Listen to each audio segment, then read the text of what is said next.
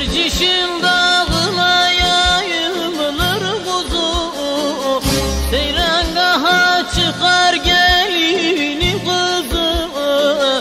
Aşığı çok olur hep çalar sazı. Yeşil Erciş sana geldim, dönemem, dönemem, dönemem, dönemem, dönemem ey. Yeşil Erciş sana geldim, dönemem, dönemem, dönemem, dönemem, dönemem ey.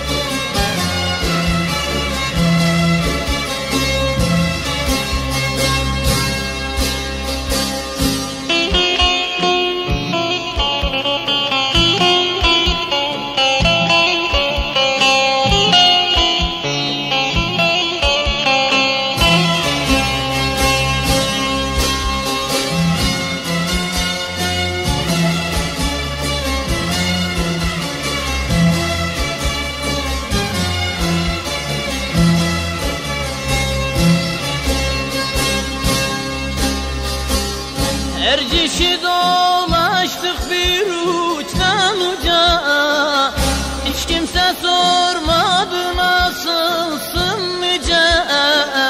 Ne gündüzüm gündüz, ne gecem gece. Yeşil Erciş sana geldim, dönemem, dönemem, dönemem, dönemem, dönemem ey.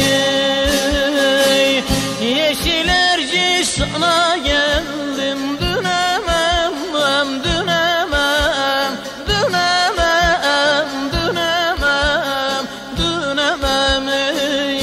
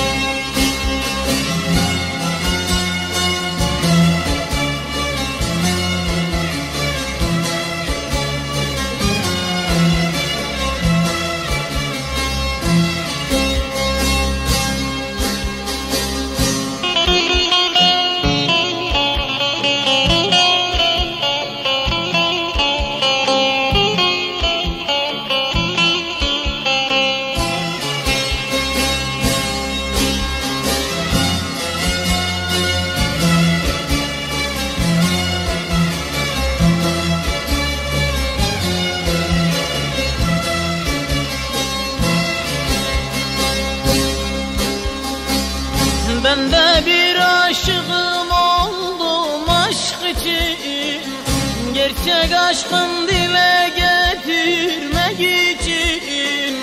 Yarıcının derdi çok Erciş için, Yeşil Erciş sana geldim, dönemem, dönemem, dönemem, dönemem, dönemem ey. Yeşil Erciş sana geldim.